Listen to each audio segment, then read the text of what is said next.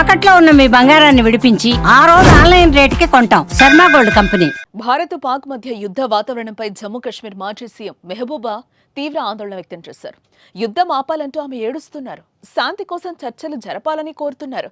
ఒక్కసారి ఆమె ఏమన్నారో ఒకసారి విందాం. आखिरकार जम्मू कश्मीर के लोग, हमारे खासकर जो बॉर्डर के लोग, कब तक इस मुसीबत को झेलेंगे? ये कब तक चलेगा? कब तक हमारी माओं की गोदे कब तक ये खाली हो जाएंगी? इस तरह की ये जो जंगी जुनून है दोनों तरफ से, अब तो ये भी हो गया कि दोनों तरफों ने कहा, हमारी तरफ से ये कहा जा रहा है कि हमने वहाँ मिलिटेंट्स के कैंप उड़ा देने थे और वो हमने उड़ा दिए, उनका पर्पस सर्व हो गया। जो बहुत ही वो कहते हैं मेजर्ड हमने एक स्ट्राइक की। तो इसी तरह से पाकिस्तान का क्लेम है कि हमने जी 5 जेट उड़ा दिए, हमने जी ब्रिगेड हेडक्वार्टर उधर पुंछ का तबाह कर दिया, हमने चौकियां तबाह करी, यानी कि दोनों ने हिसाब बराबर कर दिया।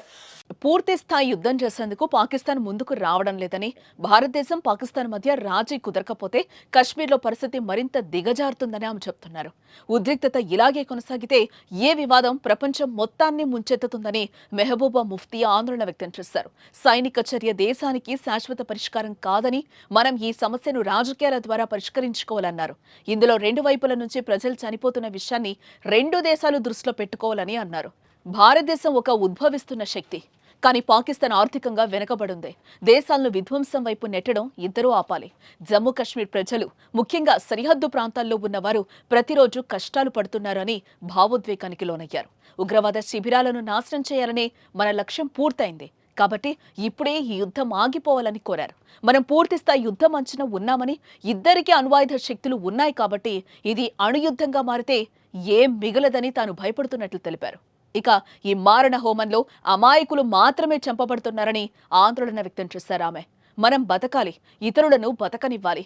పహల్గాం దాడి మనల్ని ఎంతగా ప్రభావితం చేసిందో తెలుసు, కానీ ఇప్పుడు ఈ దాడుల పరిస్థితిని మరింత దిగజార్చాయి. దీనికి యుద్ధం పరిష్కారం కాదని ఆమె అంటున్నారు.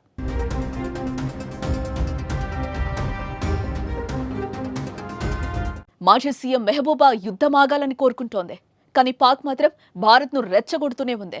పాక్ కవ్వింపు చర్యలతో భారత్ ఎదురుదాడి చేస్తోంది. దీంతో ఇప్పట్లో ఉద్రిక్తత పరిస్థితులు ఆగే సమయం కనిపించడం లేదు. ఏ క్షణం ఏం జరుగుతుందో తెలియటం లేదు. కానీ భారత్తో పెట్టుకుని పాక్ మాత్రం భారీగా నష్టపోతోంది.